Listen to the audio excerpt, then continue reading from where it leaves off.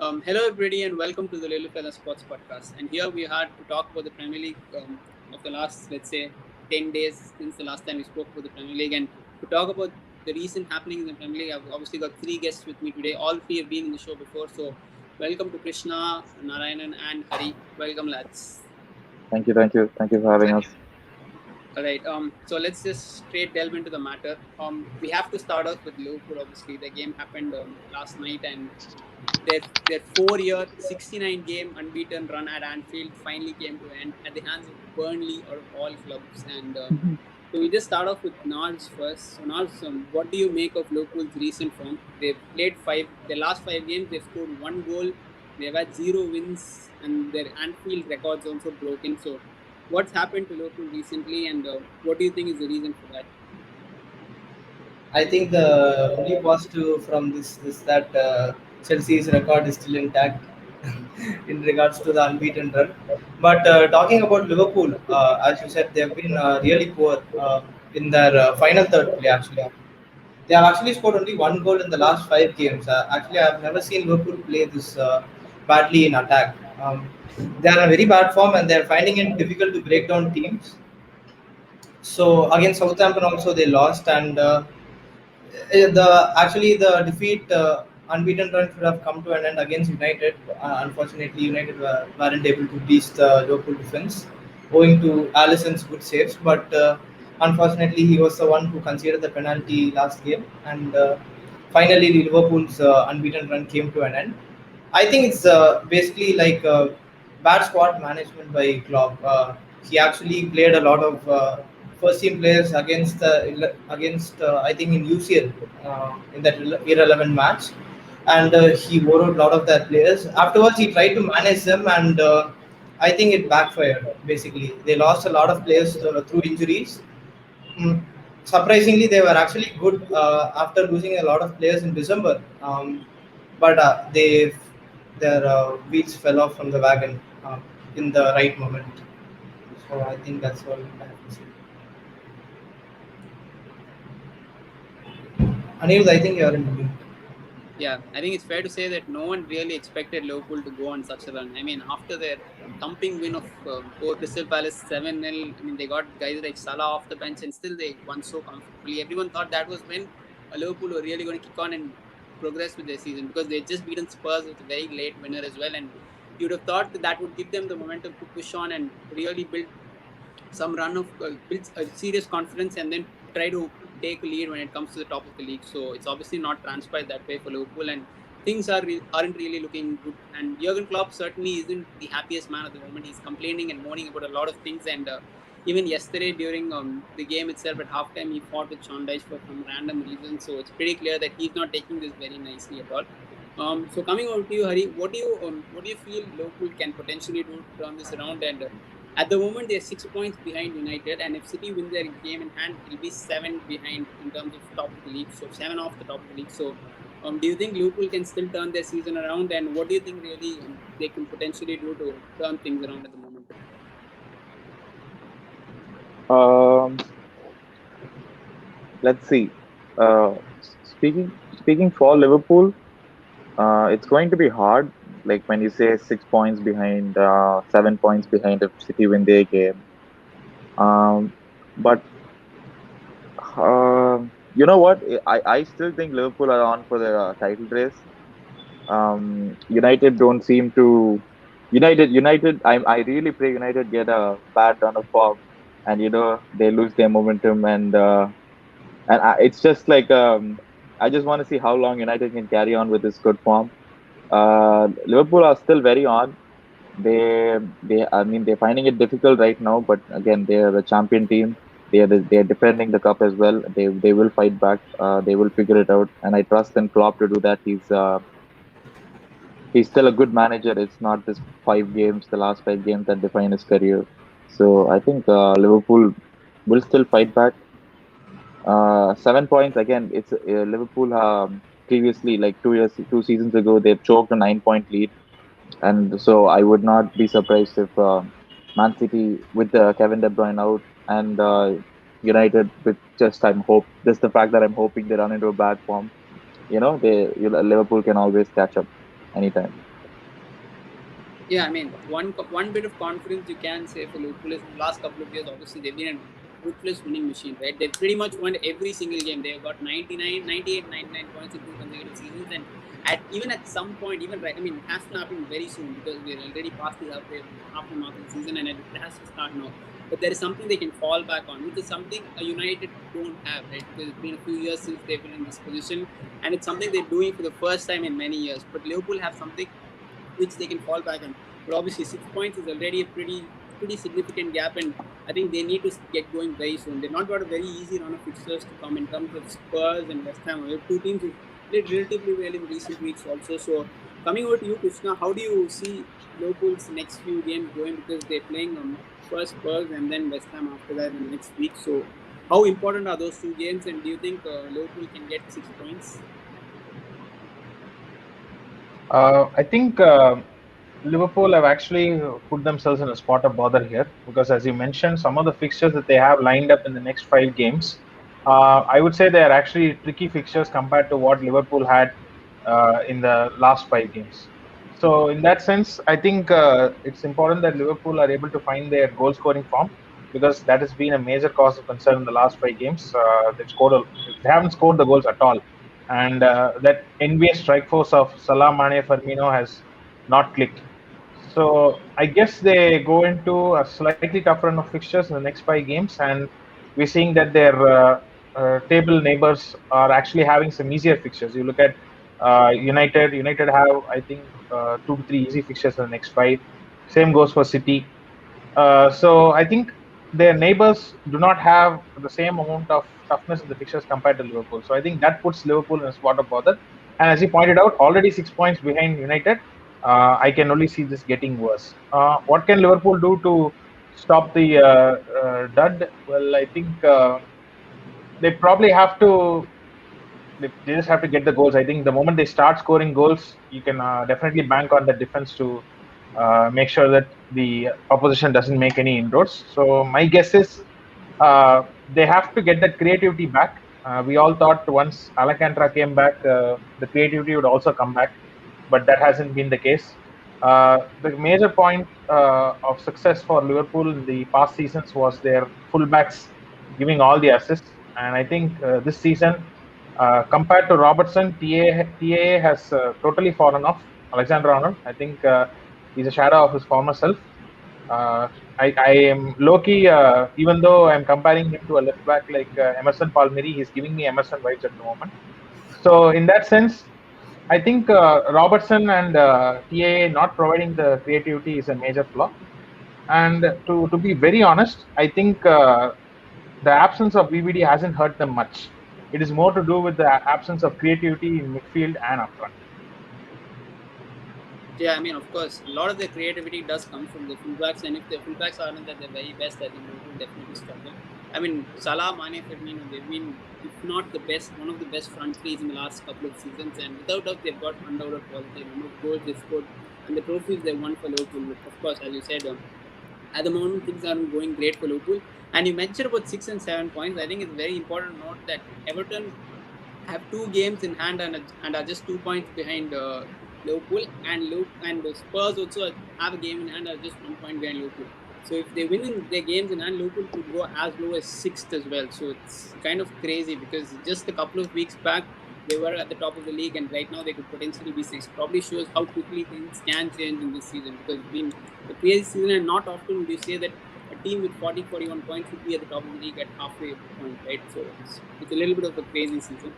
And now coming over to Manchester City, of course they won many of the recent Premier League games. They've been really good form. They managed to beat Aston Villa. I think I personally felt the goal which they scored, the Bernardo Silva goal, should not have stood because I personally felt Vardy was coming from an offside position, but it is the rules and it's what's happened. So they've obviously got a very crucial win. That was one of the slightly more trickier games because the next 3 games are against bottom half opposition like Sheffield United, Burnley, who obviously did well to beat Liverpool yesterday, and West Bromwich Albion. But of course, when it comes to City, one major bit of news which has come out today is that Kevin De Bruyne will be missing out for the next 6 weeks, and obviously we cannot underestimate the importance of De Bruyne, right? Because he's probably their marquee player in the absence of Sergio Aguero, and him missing out for a significant part of the next few months is obviously huge news when it comes to the Premier League as well as potentially the Champions League aspirations future. So coming out now, how big an absence will Kevin De Bruyne prove to be, and do you see this having a serious impact on their league chances also in the next couple of weeks? Yeah, talking about City, Kevin De Bruyne has been a major part of their squad for like 3-4 years after he signed itself. Like he got 100 assists now, I think last week. So we all know like how important KDB is to the team, as they already lost David Silva this year, who was a very good creative player and legend for Manchester City. So City, I think the last time when I was in the preview, City were not in a good position. I didn't actually expect them to play this well because they are attackers. I think strikers, Jesus and Aguero, I think they have a combined goals of number two only. I think there are only 2 goals between them. They were majorly dependent on their strikers before. In the past seasons, where Aguero usually scores 30 goals per season. But I think this year it's a bit different. Like you said, it's a crazy season, and surprisingly, City have been unreal defensively. To be honest, John Stones is playing really well, and Cancelo, he's been actually a really good creator for City. He has created a lot of chances, and he does well in the attack and defense also. And not to mention Phil Foden, who has been in brilliant form right now. He has been contributing a lot to the City side. So taking everything into account, I think they didn't miss Aguero and Jesus before, but they'll surely miss Kevin De Bruyne now. I think the next 3 games will be really crucial for them because if they have any aspirations of winning the title, they have to get 9 points from those 3 games. Because the games after that, the 5 games, they play against the top teams, and in between also, I think it's a very tricky game against West Ham. I'm not sure, but yeah, they have to win the next 3 games. I think they'll win the next 3 games. That's my prediction. As they are Yeah, very good defensively and they'll find way yeah, to obviously attack. they will have to find a way to replace Kevin De Bruyne's undoubted quality. And as you mentioned, also after these 3 games from Feb mid onwards, they will also have to focus on the Champions League. And obviously for Manchester City, Champions League is probably their first priority when it comes to the season because it's something they've not done well at all recently. And Guardiola especially will be desperate to do well this time around in the Champions League. Coming over to you, Hari. How do you see City's next couple of weeks panning out? I mean, they've got slightly easier fixtures, but we've got to deal with the absence of De Bruyne. And in general, how do you see their title charge going on from here on? Well, Kevin De Bruyne will be definitely a big miss for City. But when you look at the fixtures, I think they're playing West Brom and Sheffield, who are like two of the bottommost team in the Premier League. And I think with City's quality, they really don't. They shouldn't need. Let me say this: they shouldn't need Kevin De Bruyne to beat these teams. They have enough quality in their side to move past these teams with ease. But yeah, I think they'll have a problem. They need to get KDB fit ASAP because if they ever planning to win the title, I think he will be like the key piece in their puzzle to winning the title. And with regards to what was your second question? I'm sorry, I didn't catch it. Yeah, do you see them winning the next few games in the next couple of weeks? Those 3 games especially. Yeah, I definitely see them winning the games. Up until at least Liverpool, and then they play Liverpool Spurs, I guess. So the next three games, I think they'll definitely win it Yeah, without an 5 games issue. after that are very tricky for them. They play at Yeah. Anfield where they've never won. They play United. They also play Spurs, I think. So it's very tricky in those 5 games after that. And you might even see Kevin De Bruyne miss until the March end. So that's pretty much covering those 5 games also. So he's obviously going to miss at least 6 to 7 games, if not more. So as you said, it's very important for them. As both of you mentioned that their next 3 games are absolutely essential for them to build on, let's say, momentum ahead of the slightly more tougher challenges. Of It's course, what next they did last time also when KDB was injured. He missed exactly. 6 to 7 weeks, but he came in the second week.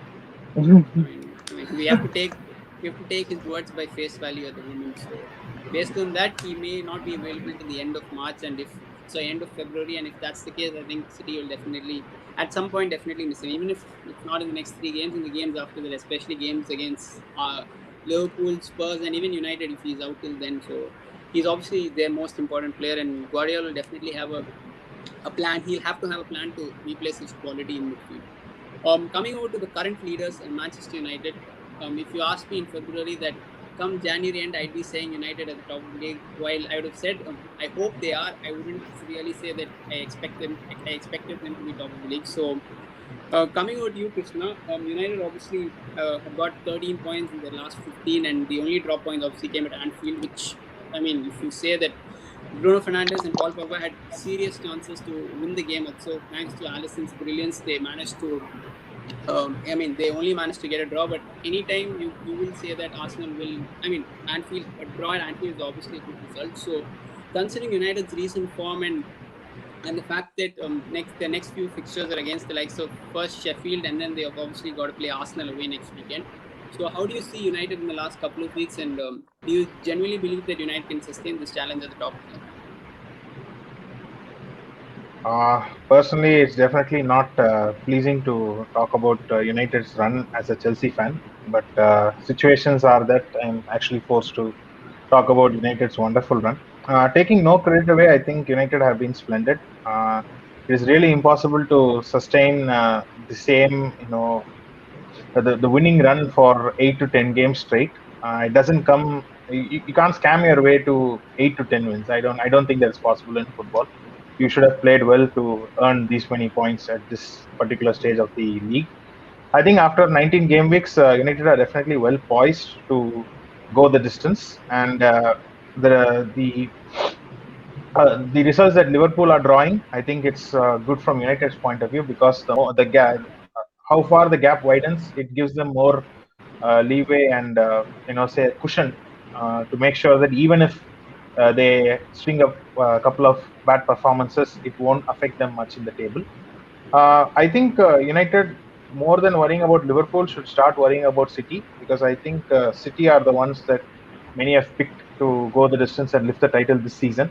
So I think compared to these next 5 games that United have, I don't mind even if they lose one or two in the next 5. They definitely have to win the derby, because as we talked before, Kevin De Bruyne is not going to be there for City, so we don't know how City are going to perform in the next 4 to 5 games that they have in De Bruyne's absence. So I think this is a major capitalization period for United. They should look to win as many games as possible. However, I think the trickiest game out of the next 5 is going to be Arsenal away. A scam Aubameyang penalty is definitely around the corner, and I am actually hoping Arsenal win the game 1-0 or 2-0 with a clean sheet. So, jokes aside, I think United should look to get 12 out of the next 15 points that are available. I think that's a bare minimum from United's form and United's creativity that they've shown in this season. And I think they have to win the derby. I think whoever wins the derby, from my point of view, will lift the title. That is Obviously my the derby is set to happen at the end of February, because it's still about 5.5 weeks for that. But before that, as you mentioned, United got really crucial games. I think out of the next 5, next week we obviously play Sheffield first, and then the end of this 5-game runs against West Brom. Those two have to be 6 out of 6. And around that period, we obviously got 3 slightly tricky games: Arsenal away, and of course Southampton and Everton at home also. And knowing our recent record against Arsenal, it almost seems like they only turn up once in the season, and that's against us. I mean, I probably have to thank Arsenal in some way. They probably kick-started our season after the loss in November, on the 1st of November. At that time, things really looked very bleak. United were mid-table, and the only positive you could say at that point was probably a Champions League form, which we know how it turned out in the end. But then when it came to the Premier League, things were looking really bleak. And after that, as you mentioned, we've drawn only 3 games and won 10 games. So it's been a 13-game unbeaten run. And obviously one more thing is we haven't lost away from home for more than 1 year now. And if we manage to avoid defeat against Arsenal next week, it'll be our best ever away run in the history of United. So obviously things are looking pretty decent for United at the moment. But Hari, coming over to you now, you obviously already mentioned that you were hoping that United will drop points. Whether is it hope, or do you expect United to drop points? Because there's a slight difference in that. Looking at the way we played in the last, say, 6-7 weeks now, since the run basically started after the loss against Arsenal. Yeah, to be honest, like looking, let's say, without any bias, because I was biased previously, but like without any bias, you guys seem to get the results, which is what any title winning team does. Like, it doesn't matter if you play good, bad. or what happens on that day. It doesn't matter if it's like 38-2 ones where you scrape the 90th minute second goal and you win it 38 times. It doesn't matter. You still win the game. And so in that aspect, I think you guys definitely have that mentality where you pull through, you somehow get the result, and where you can't, at least hold the other team out for a draw, where you did against so many big teams. Chelsea, Liverpool, Man City. You just somehow seem to keep the score nil-nil, and even though you guys attack, you still manage not to concede and throw the game away. Except when you played us, Arsenal, but otherwise, like the title-winning mentality is there. Um, I, I personally think like if not for injuries, you guys actually can go the whole way and like win the title. And given how other teams are like falling around you with KDB out and Liverpool struggling, the only two real contenders, I think United have a chance to win the title this time. 21 probably is coming, which is scary for the other teams. But again, I'm going to be biased and say I hope you guys run into some bad form. And, but as of now, you guys are on the right track to, win the title. Yeah, I mean, you did speak about United having that winning mentality. I think we've won 21 points from losing positions this season. That's the most out of any team. The next best is obviously Liverpool with 10 points.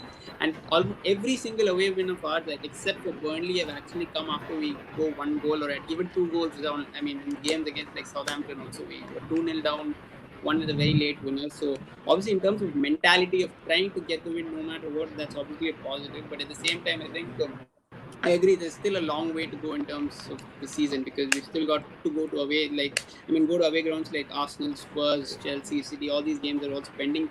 But as I said, if we win all the games we are supposed to win, if we win them games and not lose those away games, I think we should be fine. So I agree with that. Coming over to you, Nars, what do you make of United's recent form? And if you really, without being biased, have to say, do you think United? I'm not asking whether we'll win the league or not, but do you think United will push for the league till the very end? I think that's a basic requirement from this point. I would definitely say that because Liverpool are in a very bad form, they were supposed to be the main contenders for the title. And if we all know that City lost KDB now, they'll surely drop points in a couple of games. And Leicester, as you know, they won't sustain till the end. As we saw last year, they're chokers. And I don't think Spurs and Everton they'll really be in the mix because Spurs, even though they are getting the wins, their XG has been really poor over the last couple of months.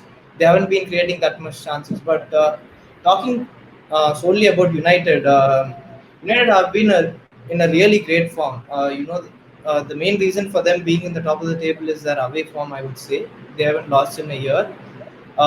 It's really crucial to win away from home. We all know how United started the season. They were really poor at home. They need to get the points, so they got a lot of points away from home. So in the recent run after the Arsenal match, I think they have won 11 out of 13 games and drew only two. I think that is title-winning form.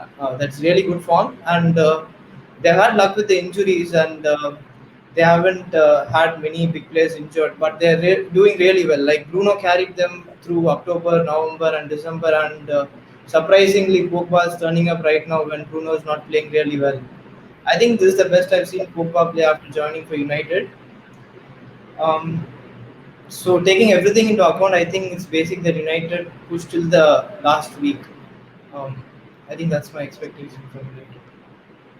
Of course, from obviously being a United fan, I hope and I pray that United can push till the very end. And who knows, maybe if we're there and thereabouts, come the last couple of weeks, anything can happen. So with United, it's Also, just also, I wanted to make one more point. United have actually gained 21 points from losing position. I think this season. highest out That of all. seems to be the only negative for United's form because gaining 21 points from losing position might not be sustainable actually. It is, I understand, but you can even spin it as a positive that even if, for example, when we went one down against Fulham or any other team recently, West Ham, all this, I still believe that United can at least get some positive result from this point. So it's one thing that you don't really get bogged down by losing the first goal, right? So I think you can look at it as positive, but at the same time, as you said, you'd ideally try to get the first goal and then build from there. And hopefully we'll see that in the next few weeks. And obviously, as Krishna also mentioned, we've got a massive game against Arsenal next weekend. And recently, our record against them hasn't been the greatest. And it's one of those games where Arsenal somehow turn up, and we have to ensure that we put them back into their rightful places this time around. So we'll see what happens when it comes to that. Now, next we'll be obviously talking about Chelsea. We've got two Chelsea fans in the house, and things really haven't been too rosy for Chelsea and Frank Lampard. And as we saw in the press conference today, he's not taking things too nicely as well. He's going and attacking the guys, media guys, journalists for writing articles, not objectively apparently, although they're just doing their job. And you can argue that he's not doing his job rightly. Coming out to Nars first, because you were pretty confident with the way things were going at the start of the season, and very positive also because you made all those 7 or 8 signings, you got all those generational players, all those wonderful world-class players, and things really haven't worked out for Chelsea recently. And you can see that Frank Lampard in some ways is on the brink.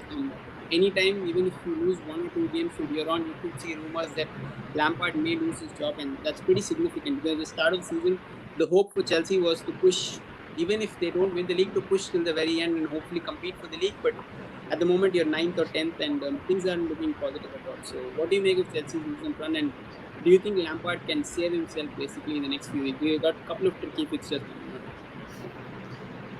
So I think it's safe to say that I blame the 12th man show for Chelsea's form, because the last time I was in the show, it was before the Everton game, and United were out of Champions League and Arsenal were about to sack Arteta. So after that, we didn't make many episodes, and everything turned around for Chelsea. So, like, jokes aside, actually, Chelsea in December actually have been really poor for the last 2 seasons. But I think this season I was very confident because of the squad depth we had. We had a lot of players. I think in December I thought we'll do really well after the Sevilla game 4-0 after winning that. I think we would have had a lot of confident players, and getting through December should have been more easier than what it is now actually. So I think the major reason why Chelsea are not playing well, I think it's the midfield. I think the 8 to 9 years I've been a Chelsea fan, I've never seen Chelsea play so poorly in the midfield. Even I've seen John Obi Mikel play in the midfield. He used to play well, better than what we are doing now. All the players are out of position. 3 or 4 players go and press one player, and they just go through in one pass. The opposition team, they just play one pass and they're through against our defenders. So I think everyone started well, and Werner. Now talking about Werner, he hasn't scored in 11 games in the league, and he has been in really poor form. Havertz hasn't turned up, and Ziyech is injured all the time. I think the signings, like you talked about, I think I am impressed with Mendy, Silva, and Thiago Silva, but the attacking returns are not that. They're simply not that this season. I think it's basically because we are playing very poorly in midfield. Lampard being a midfielder and being a legend for the club, scoring, and he should be knowing better and coaching the players better regarding the positioning, pressing, and playing the attack. Actually, the attack has been non-existent. We're not creating many chances, just been cross and in Salah. Like we're just crossing a lot. I think we have to attack through the middle with the kind of players we have. They are really quality players, and I think they can play through the middle. And recently, also Lampard has been getting the team selection all wrong, and it's been evident from the start that we are not going to do well in the game. I think Yeah, I mean, everything taken into account, we are not doing well in the league, and I don't think it's over for Chelsea. I think this season we are not going to move much of the table in the Premier League, and let's be honest that we are not going to beat Atletico away and home and all. I think they have conceded 2 goals from open play, and I'm not seeing us scoring against them in crosses. And Champions League is also over. Probably if we go on a run in FA Cup, might be we'll have some cup glory if Arsenal lose in the next 2 games. So I think it's pretty much over for Chelsea this season.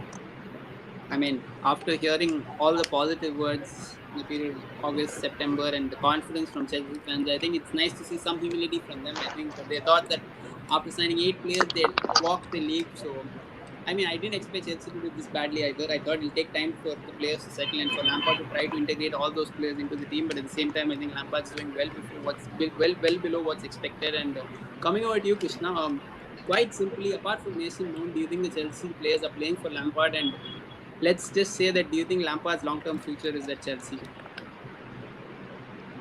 I think first of all, what's not clicked for Chelsea is we've tried the new signings in positions that they are not suited to, and the new signings are either, as Nars mentioned, they're either injured or they're down with COVID or they are facing a rut in their form. So I think in that sense, Lampard has had to play with the players that he's had whenever certain key players have been out. But when those players come in, I think Lampard is kind of forced to play them straight away. You look at what happened with Callum Hudson-Odoi. He was very good in those couple of games that he came in as a makeshift winger, and then the moment someone else is available, Callum Hudson-Odoi is shown the door. So, what is the kind of message that Lampard is sending to all the players in the team? You have to play the players who are playing well. You don't play the players that you bought for say 70 million, 80 million. If they're not playing well, then fine. Give them some time. Give them some time to gel well. Bring them on as a sub in games where we have a lead. Maybe make a substitution at 60, 70. You have to integrate them slowly. I think there was a little push from Lampard to make sure that whatever money he invested, that was actually on the pitch and creating chances. So I think Lampard got a little overhauled with the entire situation. He did not take into account that it was actually the academy players who did so well last season, and I think some of the academy players did not get the chances they deserved. I mean, where is Tomori gone? Tomori is now off to AC Milan. I think that's going to happen soon. So Fikayo Tomori was actually seen as a long-term centre back option. Now he's not even in the scheme of things for Chelsea. Ruben Loftus-Cheek, there was a big question as to why both Ross Barkley and Ruben Loftus-Cheek were being loaned out. Just because he wanted to fit in a midfield of Mount, Kante, and Havertz, he had to sacrifice Ross Barkley and RLC. Now, if we had Ross Barkley now, I'm pretty sure we would have had a chance to bring in a player with something different. That's all I'm asking. Something different from, say, the midfield that we have now. If we had Ross Barkley in the midfield now, I'm pretty sure he would have at least made some contributions in some of the games, and we could have used Ross Barkley very well, given our situation. So I think we just in terms of squad depth, yes, we have squad depth, but do we have complementary players? That is the question. Our entire midfield is same. We are the same type of midfielders. We do not have a variety in the midfield.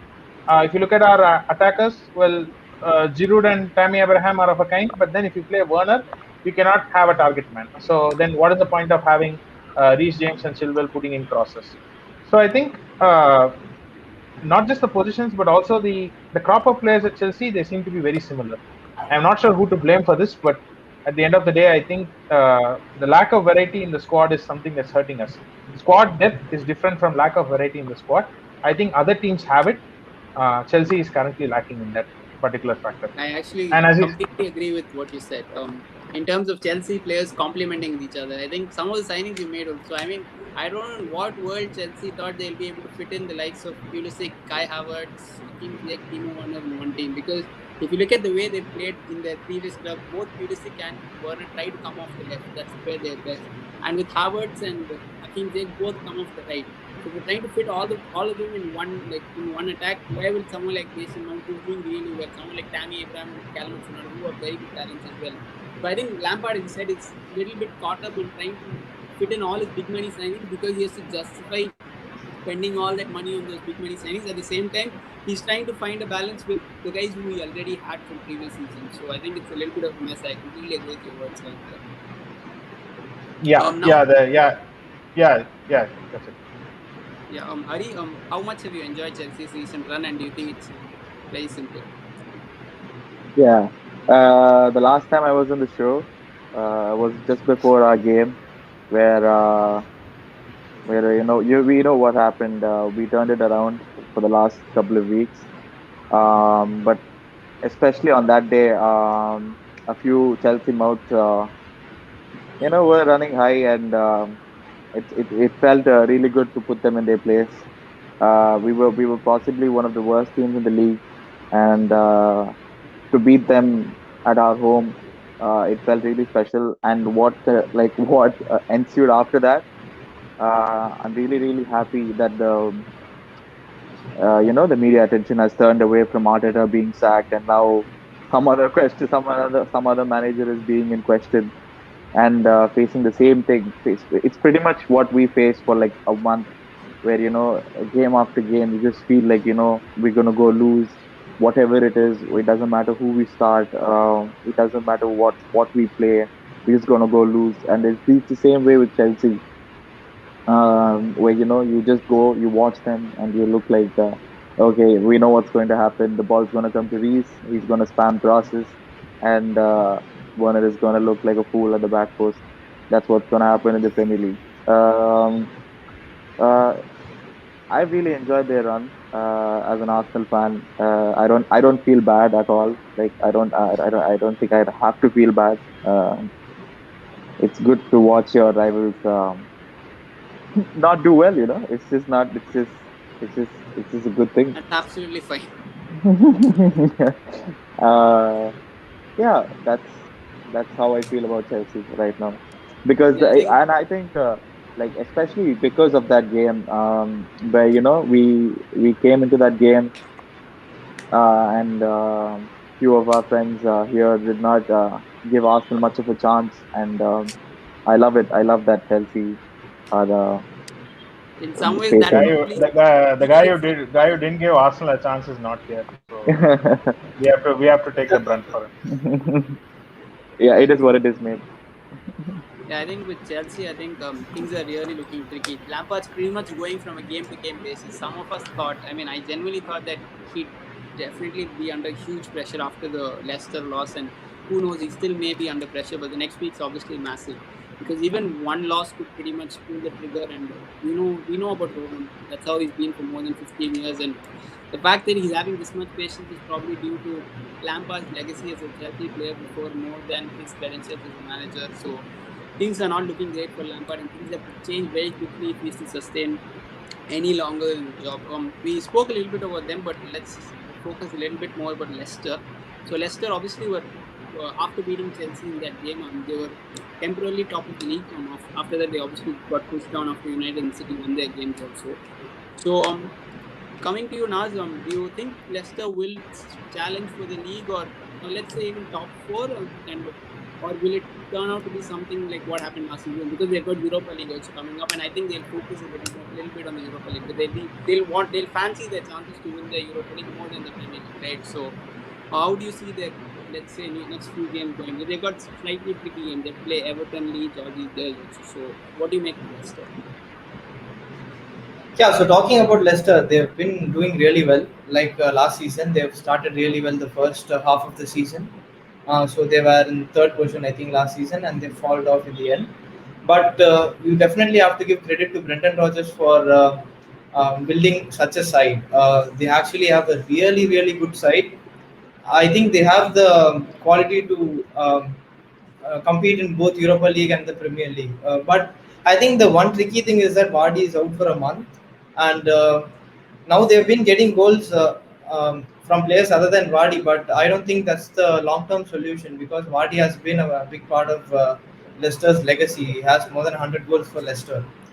But as I said, from watching the Chelsea game last week against Leicester, they have a lot of brilliant players like Fofana. I think Justin. Watching Justin, I think he's Aspilicueta from 5 6 years back. He's playing exactly like that in both the positions, and you have to really mention the midfield. They have NTD, Madison, and Tielemans. They have a midfielder better than most oppositions and rivals. I think they play really well. They complement each other really well. Unlike Chelsea, to be honest. And yeah, credit to Rogers for building such a site, and they are really coming out and giving out press conferences like they want to change the hierarchy of the Premier League. They want to be in the mix for Champions League positions and etc. And we also saw that Madison interview from last week. He was being cocky and talking for 3 minutes about Leicester are here to stay in the top of the league, top four. Yeah, it's good to see like teams like this performing well. Yeah, I think with Leicester, it's more a case of how long they can hang in there. And if Brendan Rodgers and Leicester even make the top four, I think an outstanding achievement considering they've had European League football to contend with, and they've obviously lost someone like Chilwell in the summer, and they still have ensured that they keep pushing along and keep improving season after season. I think Rodgers deserves a lot of credit for the way Leicester have developed since he came to the club about 18 months back. So with Leicester, I think they'll hope that they can continue their run. It's not going to be easy for them, of course, but I think they'll be positive and confident because they've got a lot of confident players at the moment. And when you're on form, even if you have a number of games to play, I think they will be positive that they can get those results which they need.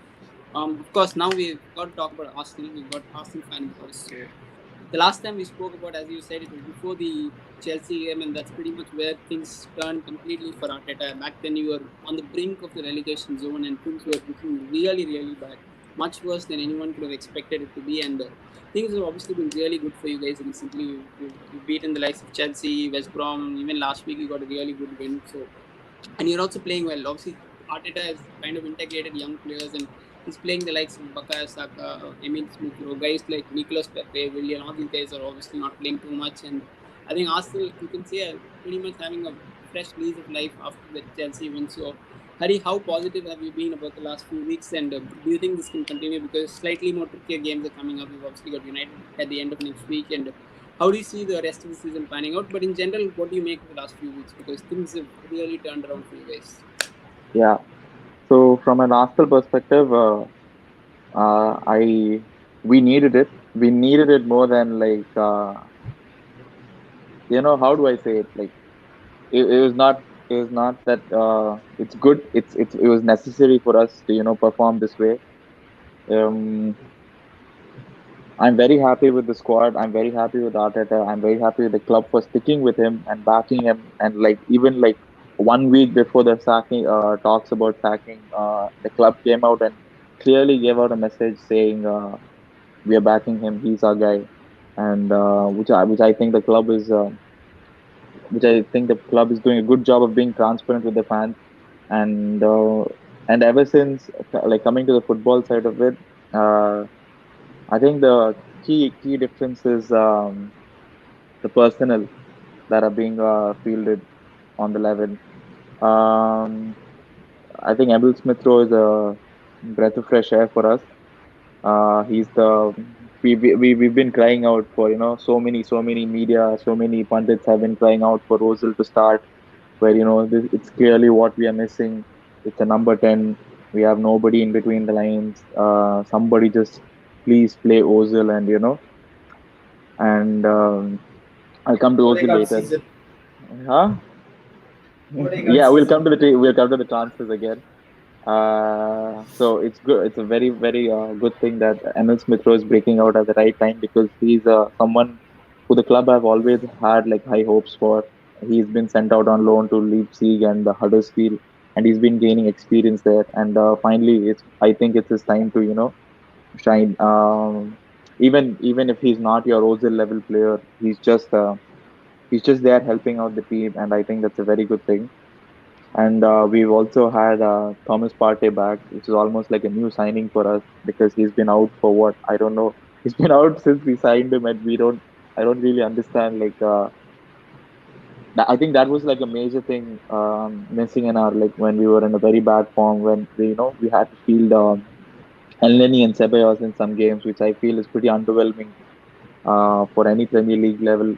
Like for a Premier League quality team, I think Ceballos Elneny should never be your double pivot. It's just not going to work because both are not very mobile midfielders and they're just going to get outrun. It's like United from 2015, where they had Carrick and Schweinsteiger, where you just can't move your midfield with people like that. So it's good to have Partey back. It's good to see Shaka performing well. Shaka is very it's good to see everybody doing well, and also let me also say on the transfers that our club is making moves. We've received news today, and nobody even saw this coming. They've signed a backup keeper in Matt Ryan. We've got him on loan, and we're also looking to loan Martin Odegaard, another MO that might be coming to the team, and that news is looking positive. And also we've finally got an Ozil off our hands. and that entire saga is done. Where every week it's why isn't Ozil playing? Why is Ozil not in the squad? Why is Ozil not registered? All that questions. You're behind him. Ozil's been a great servant for the club. Thank you, Ozil. But we both had to move on, and thankfully he understood this time, and not like, unlike the summer where he cooperated in terminating the contract and moving on to Fenerbahce. Good luck to him, and good luck to Socrates. Good luck to Kolasinac. All these people who left the club. Good luck to them. And yeah, and on the whole, like you can see Arsenal moving out the deadwood and players who are not good enough, and finally signing players, very young players, and signing players in key positions as well, where they actually need the players and not just signing Aubameyang and Lacazette in like two next to next windows, where you where you don't know what to do with two good strikers, and they're finally recognizing the spots where they need the players. And I love the entire direction the club is moving in. I love Arteta. He's been doing a great job. I've backed him since day one. I backed him even during the Chelsea game, before the Chelsea game. Uh, we've been talking here um, amongst ourselves, like before and after the stream, where what we think about Arteta and everything. But yeah, it's very good to see him do well. Uh, and that's it. I'm very proud of my club for the last few weeks.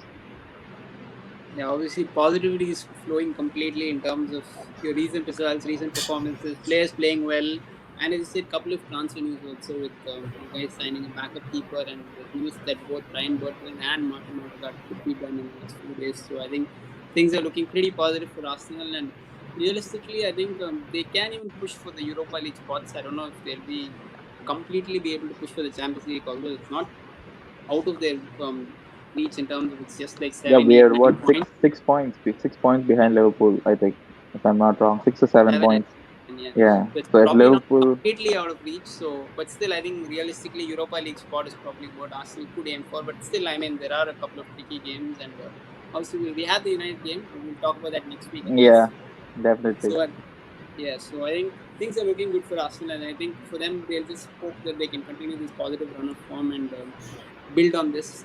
Finally, we'll talk about Spurs. So Spurs, their results have been more of a mixed bag. Couple of games, as usual, what else do you expect from Mourinho? They score the first goal, and then they sit back, and then eventually the equalizer comes in, and he moves that his team I mean, top points unluckily. When it's pretty much their approach which cost them, but they got a good win against Sheffield last week. So with Spurs, I can't really, I don't know what to expect from Spurs, because one week they look good, the other week they look really average, and although they're not completely out of the title race, I think it's fair to say that their inconsistency is probably going to cost them in terms of challenging for the title, and more realistically, they can push for only the top four. But I mean, if they go on a really positive run, who knows? They could still again come back in the conversation of winning the title, because the way teams are dropping points, anything can happen this season, right? So coming out to you, Krishna, what do you make of Spurs' recent run, and you believe what do you think is realistically achievable for them this season? Because you have to take into account that they have the Europa League also, and Mourinho is someone who will definitely go all out for the Europa League. Yeah, I like to pick two things that you pointed out. One, of course, is the inconsistency that Spurs are showing, at least at the Premier League level. I think if you want to be a team that's going to challenge the top four and preferably go for the title, you cannot show inconsistency. Yes, this is a bit of a topsy-turvy season. We've had one set of teams performing well until September, October. Now one set of teams have cropped up and they're doing well. We're now seeing the bottom place teams putting up big fights against the big guys, and they're actually causing a lot of upsets. So I think in that sense, Spurs, I think henceforth, given that they have a little hook over the top four, I think they should not miss that hook. They should look to win games. They should keep racking up the points, and it's only by consistent performances and consistent Ws are Spurs, going to be in the race for, I think, even top four, because now we're seeing that 4 to 5 teams are challenging for top four, and I'm not even including Spurs. If excluding Spurs, I can see 5 to 6 teams challenging for top four. So that's how competitive the league is this year. And I think with COVID and injury burnouts, the team that might get affected the most is actually Spurs, because do they have a replacement for Son? Do they have a replacement for Kane? These are all questions that Mourinho might have to answer at some point in time in the season. If Son and Kane can stay fit and perform well in both Europa League and in Premier League, and preferably, as you say, given Mourinho's liking for trophies, he will go all out for the Europa League trophy, and I think Spurs have a decent shot at it.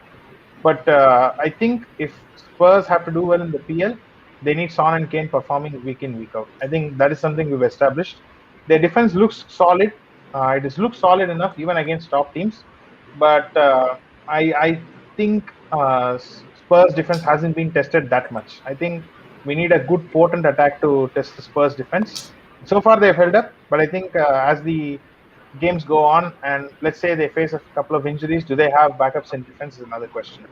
So I think squad depth might come back to haunt Spurs later in the season, and that could be a very crucial factor in determining how far Spurs can go in the Premier League and in the Europa League. Coming out to you, Nars, what do you think is a realistic target for Spurs, and do you think they can challenge for the league quite simply? I think the realistic target for Spurs is that Mourinho Champions League next season. I think that should be the only goal for Spurs this season. And Premier League, yeah, they can push all the way. But as I said, after a couple of months, I think from October onwards, their output in terms of creating chances have really come down. And in some of the games, they are just winning by creating a very less amount of chances. I think that will not be sustainable in the long run. As we saw now, they drew a lot of games like against Fulham and a couple of teams. So sustaining is a question mark, and as Krishna said, they don't have squad depth. Even though they signed players like Vinicius, etc., they're not Kane and Son's level. And if one of them gets injured, I think it's curtains for them in the league. And I think realistically, they should just go for Europa League to come into the Champions League next season. Anirudh, you're on mute.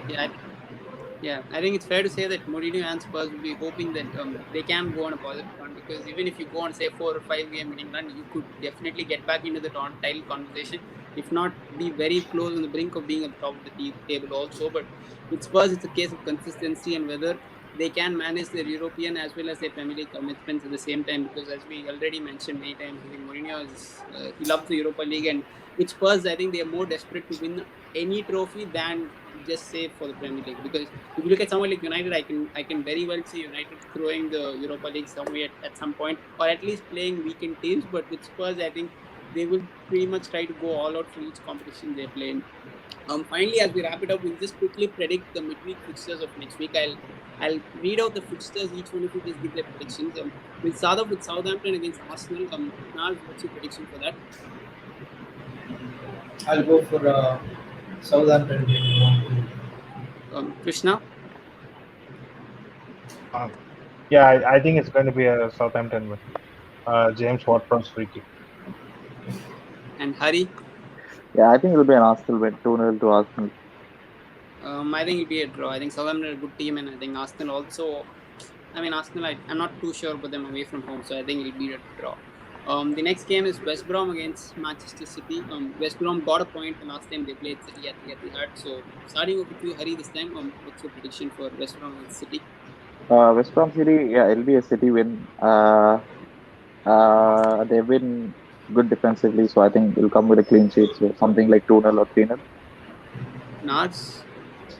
I'm going for a 2-0 win for City, owing to that form. Krishna? I think it'll be a 3-0 win with a brace for Phil Foden.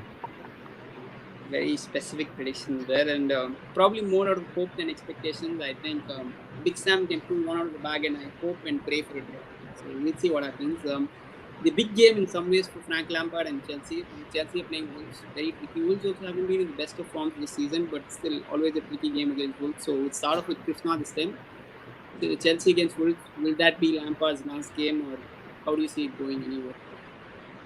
I hope we win and Frank Lampard gets some more time to perform at the bridge. So I'm hoping for a Chelsea win. Hari? Yeah, I think it will be a draw. It'll be a 1-1 draw, and Frank Lampard might get the sack after that. And Nars? I think it's going to be a 1-1 draw for us. I think it's just bad timing. We are playing Wolves now. It's just bad timing. We are playing after Leicester. If we played this last week, I would have predicted a win. But we all know Wolves and we all know Chelsea are Robin Hood of the league. We just donate points to them. And then Wolves beat you also at the Molineux at the end of Yeah, December. yeah. Already.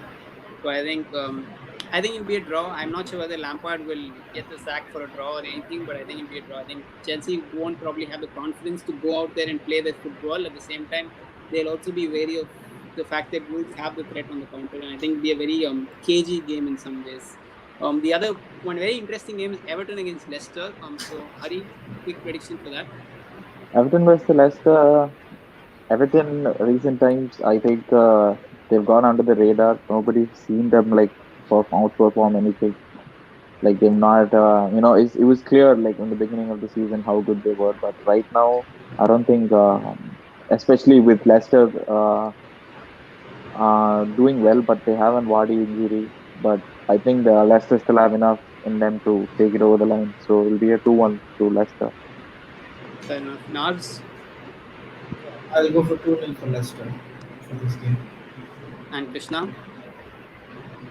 Um, I think we'll probably see Everton winning this game. I think they're coming off a break compared to other teams. So my guess is with Vardy not being available and Everton having Digna and DCL available, I think Everton will come all guns blazing in this game. I'm actually expecting a 1-0 Everton win. I actually concur with what you said. I think Vardy is definitely a huge miss, and I think Calvert-Lewin is back as you mentioned. So I think Everton will be hoping for a home win. So I think Everton will win. And United against Sheffield, it's basically top v bottom. Quick prediction from say Nars first. It's long since we had a Bruno penalty, so I think that will be the winner for this game and United to extend the lead in the top. I think the real tricky fixtures are coming after that game, so it's easy to tell United. Hari. Yeah, I'm just gonna start predicting a draw every game for United, and somehow they drop the points. I really don't care. I'm that bad. So I'm just gonna go 1-1 and say you guys are gonna draw. It doesn't matter who you play. Krishna. I think there's no point in feeling for United winning these many games and racking up the points. I think Chelsea are in a very bad state that I can't even come into an argument with United. So I'm predicting a final United win. I just want a Bruno Fernandes hat trick and a brace for Rashford so that my FPL team can survive. I think we may see Bruno rested against Liverpool in the FA Cup game this weekend. So I think a couple of other guys also will probably get rested, like some Luke Shaw and Aaron Wan-Bissaka. So I think it should be a win for United. I think they will be confident because they performed well against Sheffield last time around, and they'll be hoping that their positive run continues ahead of slightly more trickier games. So I think United will win. And the biggest game and the final game of the week, midweek rather, Spurs against Liverpool. I mean, considering the form of Liverpool, this was a absolutely massive game for both teams, and I think it was a very fun game even last month when it happened. So, coming over to you, Krishna, a massive game, probably the biggest game of this particular midweek round of fixtures. So, what do you see happening in this game? I think both managers have a lot to play for in this game. Neither comes in with the upper hand. Klopp has to face the criticism of not performing well in the last 5 games, and Mourinho has a point to prove against Klopp. I think it's the Tottenham home game. So I think we're going to see Spurs ahead, a peak. It's a peak Mourinho shithousery coming. I think it's going to be a 1-0 right in the place of Jurgen Klopp. Yeah, coming out, you Nars. I think it's a 0-0. Both teams have a lot to play for, so 0-0. And Klopp blaming something. Okay. I think I agree with your nil. Even I predict a nil or a draw in any way because I think Liverpool just haven't found a way to score goals, and we know how Mourinho sets up in the big games. So I think it'll be a game of two teams trying to cancel out each other, and I don't think both teams will go all out because they'll be fearful of losing the game, and I also think it'll be a draw. And finally, Hari, with your final predictions, Spurs against Liverpool. See, I think this is the perfect game for Mourinho to shit house and get a result with especially with Liverpool in the form they are. And I really don't want to see Spurs winning, and I want to see Liverpool, launching themselves back into form and stopping you guys from winning the title. I'm making it very clear. I do not want you guys to win the title. So I'll predict a 2-0 Liverpool win. We will see. So obviously, we discussed in depth about all the big teams and how their recent runs have gone, and things are obviously looking tricky for some, positive for the others. And we've obviously got a lot of games coming up in the next few weeks, and each fixture obviously means a lot. So thanks a lot, guys. Thanks a lot for tuning into the show. Please do like, share, subscribe to the channel. Thanks to Hari, Mars, and Krishna for taking out time doing the show. And please do like, share, subscribe to the channel. We'll be back with a lot more content, guys. Thank you so much.